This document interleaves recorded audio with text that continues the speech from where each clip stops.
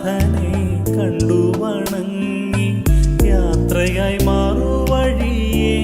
ആഗോളസഭ ഇന്ന് പ്രത്യക്ഷീകരണ തിരുനാൾ ആഘോഷിക്കുകയാണ്. 3 ജ്ഞാനികൾ ക്രിസ്തുവിനെ തേടി യാത്ര ചെയ്ത് വന്നു എന്ന വലിയൊരു സംഭവം. ക്രിസ്തുവിൻ്റെ ജനനം വളരെ മനോഹരമാകുന്നതിൻ്റെ ഒരു കാരണം ഈ 3 പേര് കൂടിയാണ്.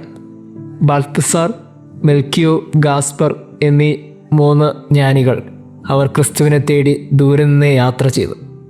ഈ യാത്രയെക്കുറിച്ച് പറയുമ്പോൾ തന്നെ ഒത്തിരി മനോഹരമാക്കുന്ന ചില കാര്യങ്ങളൊക്കെ ഉണ്ട്. ഇന്നൊക്കെ GPS വെച്ചൊക്കെയാണ് നമ്മളൊക്കെ യാത്ര ചെയ്യുന്നത്.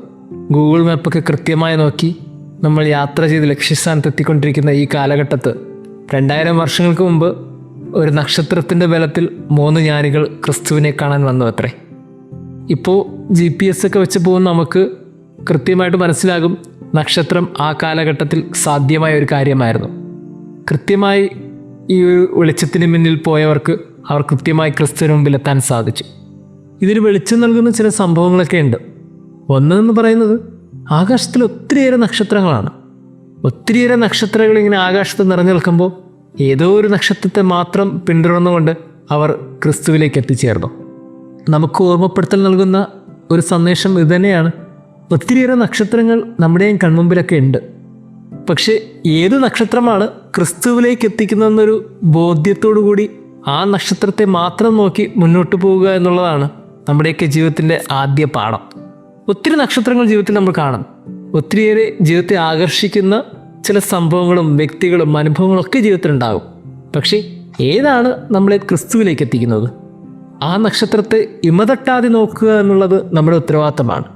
ഇമതട്ടിക്കഴിഞ്ഞാൽ ഒരു പക്ഷേ നക്ഷത്രം മാറിപ്പോവും. ഈ മാറിപ്പോകാതെ നക്ഷത്രത്തെ നോക്കി ആ നക്ഷത്രത്തെ പിന്തുടർന്ന് ക്രിസ്തുവിലേക്ക് എത്തണം.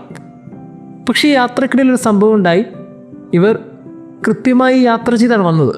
ഇന്ന് ഈ കാലഘട്ടത്തിലൊക്കെ ഗൂഗിൾ മാപ്പൊക്കെ നമ്മളെ പറ്റിക്കുന്ന പോലെ അവരെയും നക്ഷത്രം പറ്റിച്ചു. കൊണ്ടെത്തിച്ചത് ഹെറോദോസിൻ്റെ കൊട്ടാരത്തിലാണ്. അത് ശരിയായൊരു യാത്രയല്ലല്ലോ. ആദ്യം എത്തിക്കേണ്ടത് ബെത്ലഹേമിലെ കാലിത്തൊഴുത്തിലാണ്. പക്ഷെ എത്തിച്ചത് ഹെറോദോസിൻ്റെ കൊട്ടാരത്തിൽ. കുറച്ചും കൂടി നന്നായിട്ട് പറഞ്ഞാൽ ശത്രുവിൻ്റെ പാളയത്ത്. അവനാണെങ്കിൽ ക്രിസ്തുവിനെ കൊല്ലാൻ വേണ്ടി കാത്തിരിക്കുകയാണ്. അവൻ്റെ മുമ്പിൽ ചെന്നാണ് അവർ ചോദിച്ചത്, ഇസ്രായേലിൻ്റെ രാജാവായി ജനിച്ചവൻ എവിടെയാണ്? എത്ര നല്ല ചോദ്യമാണല്ലേ അവർ ചോദിച്ചത്. ഈ ചോദ്യം ചോദിക്കലിനിടയിൽ ഹെറോദോസ് വല്ലാണ്ട് അസ്വസ്ഥനാകുന്നുണ്ട്. പ്രിയമുള്ളവരും, നമുക്ക് നൽകുന്ന ഒരു സന്ദേശം ഇതുതന്നെയാണ്. ആരൊക്കെയാണോ ക്രിസ്തുവിനെ കാണാൻ വേണ്ടി ഇറങ്ങിത്തിരിച്ചിട്ടുള്ളത് അവരെല്ലാവരും ആദ്യം ശത്രുവിൻ്റെ പാളയത്ത് അന്തിയുറങ്ങേണ്ടി വരും. ഈ 3 ജ്ഞാനികളും അന്ന് കിടന്നുറങ്ങിയത് ആ ശത്രുവിൻ്റെ പാളയത്താണ്. അവർ അഭിമുഖീകരിച്ചത് അവരുടെ ജീവൻ പോലും വെല്ലുവിളിയാകുന്ന ഒരുവൻ്റെ മുമ്പിലാണ്. നമ്മുടെ ജീവിതത്തിൽ ക്രിസ്തുവിന് വേണ്ടി എന്തെങ്കിലുമൊക്കെ ചെയ്യണമെന്ന് ഇറങ്ങി പുറപ്പെട്ടാൽ നമ്മുടെ ജീവിതത്തിൽ വലിയ വെല്ലുവിളികളൊക്കെ നമ്മൾ നേരിടേണ്ടി വരും.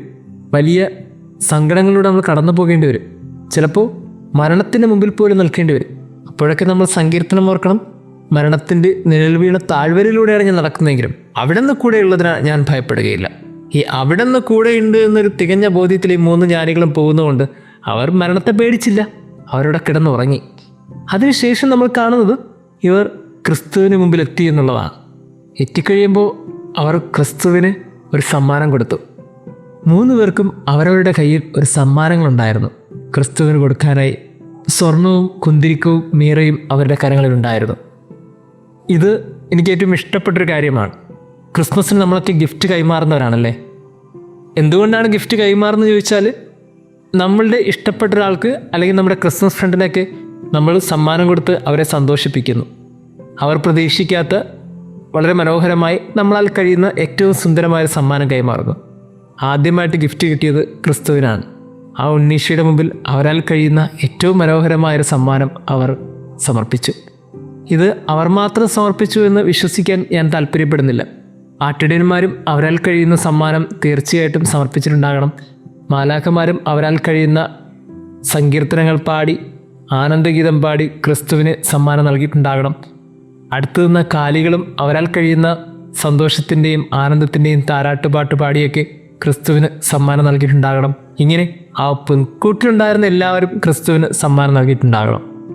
എനിക്ക് ഈ പ്രത്യക്ഷീകരണ തിരുനാളിൽ ചോദിക്കാനുള്ളൊരു ചോദ്യം, എല്ലാ യാത്രകളും കഴിഞ്ഞ് ക്രിസ്തുവിന് മുമ്പിലെത്തുമ്പോൾ നമുക്കെന്ത് സമ്മാനമാണ് ക്രിസ്തുവിന് കൊടുക്കാനുള്ളത്? എന്തെങ്കിലുമൊക്കെ കയ്യിൽ കരുതിയിരിക്കണ്ടേ? ഒന്ന് ഉള്ളിൽ നോക്കണം. ഇക്കാലം അത്രയും ജീവിച്ചിട്ട് ക്രിസ്തുവിന് വേണ്ടി ഞാൻ എന്തെങ്കിലുമൊക്കെ കരുതിയിട്ടുണ്ടോ? പ്രിയപ്പെട്ടവർക്ക് വേണ്ടി അത് ചെയ്തു ഇത് ചെയ്തു എന്നൊക്കെ നമ്മൾ അവകാശപ്പെട്ടുകൊണ്ടിരിക്കുമ്പോൾ ചെയ്തതൊക്കെ അവിടെ ഇരിക്കട്ടെ. ഈ ക്രിസ്തുവിന് വേണ്ടി ഇത്ര കാലം നമ്മൾ എന്ത് ചെയ്തു? അല്ലെങ്കിൽ ക്രിസ്തുവിന് കൊടുക്കാൻ നമ്മുടെ കയ്യിൽ എന്തുണ്ട്? ഈ ഒരു ചോദ്യത്തിന് മുമ്പിലാണ് നമ്മളെല്ലാവരും അവസാനം നിൽക്കേണ്ടത്. കൊടുത്തു കഴിയുമ്പോൾ പിന്നീട് നമുക്ക് പോകാൻ പുതിയൊരു വാതിലും പുതിയൊരു പാതയും ഒക്കെ തുറന്നു കിട്ടും. കുറച്ചും കൂടി ക്രിസ്തുവിന് വേണ്ടി ഇനി കാത്തിരിക്കണമെന്നും അവന് വേണ്ടി സമ്മാനങ്ങളൊക്കെ കരുതിക്കൊള്ളണമെന്നും ഓർമ്മിപ്പിച്ചുകൊണ്ട് ഈ തിരുനാളിൻ്റെ എല്ലാ മംഗളാശംസകളും സ്നേഹപൂർവ്വം നേരുന്നു. ദൂരെ നിന്നും 3 രാജാക്കന്മാർ തേടി വന്നു രാജരാജനെ. പൊന്നുമീറ കുന്തിരിക്കം കാഴ്ചയായേകി നിങ്ങൾ കാലിത്തൊഴുത്തിലായി. ദൂരെ നിന്നും 3 രാജാക്കന്മാർ തേടി വന്നു രാജരാജനെ. പൊന്നുമീറ കുന്തിരിക്കം കാഴ്ചയായേകി നിങ്ങൾ കാലിത്തൊഴുത്തിലായി.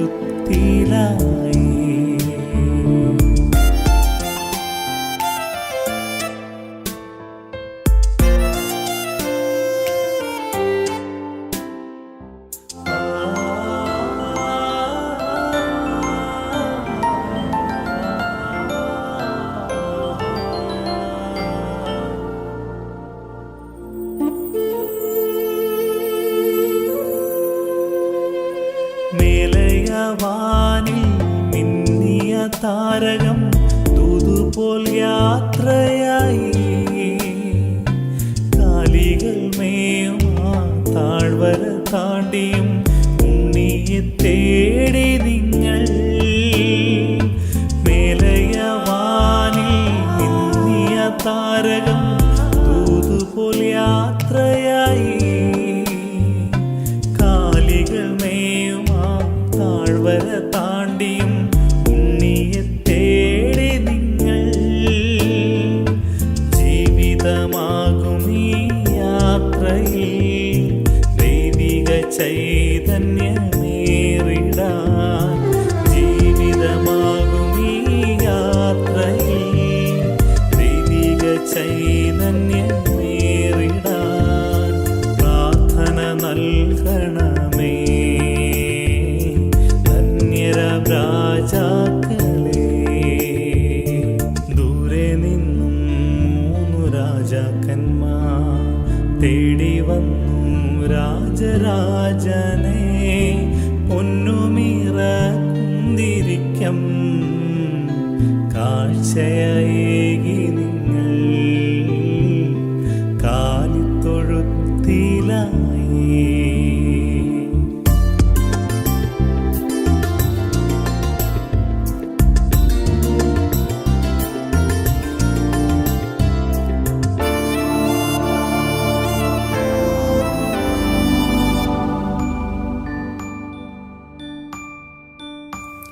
ചാഞ്ഞുറങ്ങിയിടും ഉണ്ണിതൻ ചാരയായി കാഴ്ചകളേകി നിങ്ങൾ. ലോകത്തിൻ നാഥനെ കണ്ടു വണങ്ങി യാത്രയായി മാറുവഴിയേ. ചാഞ്ഞുറങ്ങിയിടും ഉണ്ണിതൻ ചാരയായി കാഴ്ചകളേകി നിങ്ങൾ. ലോകത്തിൻ നാഥനെ കണ്ടു വണങ്ങി യാത്രയായി മാറുവഴിയേ. ജീവിതമാകും ഈ യാത്രയിൽ നേർവഴി തന്നിൽ നീങ്ങിടുവാൻ. ജീവിതമാകും ഈ യാത്രയിൽ നേർവഴി തന്നിൽ നീങ്ങിടുവാൻ മാധ്യസ്ഥമേകണമേ ധന്യരാം രാജാക്കളേ. ദൂരെ നിന്നും 3 രാജാക്കന്മാർ തേടി വന്നു രാജരാജനെ. പൊന്നുമീറ കുന്തിരിക്കം കാഴ്ചയായേകി നിങ്ങൾ കാലിത്തൊഴുത്തിലായി. തൊഴുത്തിലായി. ദൂരെ നിന്നും 3 രാജാക്കന്മാർ തേടി വന്നു രാജരാജനെ.